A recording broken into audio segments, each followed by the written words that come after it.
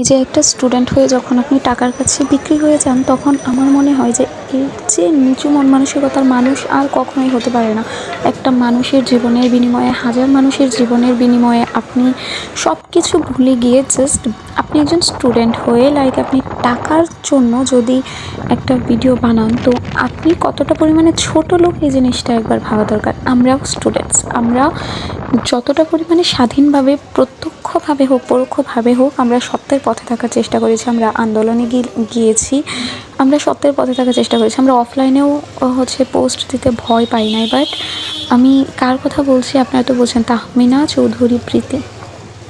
ভাই একটা কথা, তুমি তো নিজেও একটা স্টুডেন্ট, অ্যান্ড বলবো কি আমরা সেম এজেরই।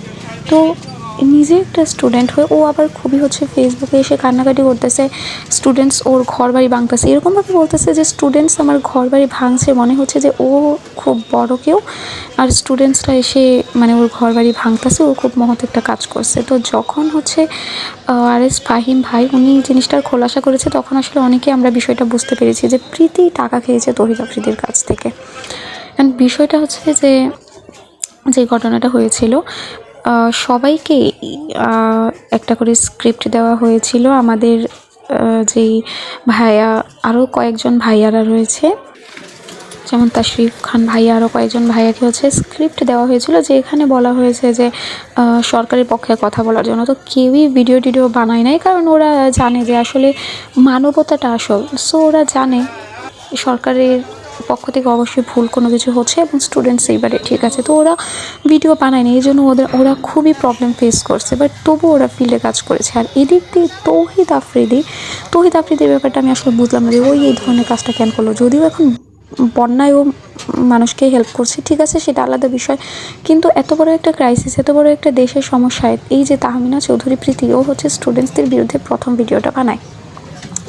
স্টুডেন্টসদের বিরুদ্ধে বলতে কেমন, ওর কথায় স্পষ্ট বোঝা গিয়েছে প্রথমত স্ক্রিপ্টেড কথাবার্তা বলেছে, এবং সেকেন্ডে যে বিষয়টা বোঝা গিয়েছে ওটা যে কথার মধ্যে আছেই, তোমরা মেট্রো রেল কেন ভাঙছো, তোমরা করে বলো কেন, এখানে কি তোমার বড় কেউ নাই?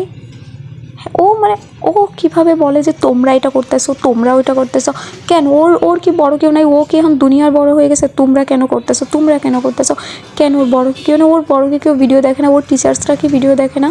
তো ওর টিচার্সদের বাপ মারে কি তুমি টিচার্সদের তুমি কেন দেখতেছো, এই করতেছো সেই করতেছো? আল্লাহ, এই মেয়ে, আমি আগে এর কয়েকটা টিকটক দেখতাম। সিরিয়াসলি একটা মানুষ টাকার জন্য এরকম হতে পারে? আমার এরকম মানুষের উপর থেকে একদম বিশ্বাস উঠে গেছে। তো ও নাকি টাকা নিয়ে এই ভিডিওটা করছিল যে মেট্রো রেল কেন ভাঙছো, দেশের সম্পদ নষ্ট হচ্ছে, ওভারব্রিজ, তো এই কারণে স্টুডেন্টসদের রাগের কারণে মূলত ওর বাসাটা নাকি ভাঙা হয়েছে।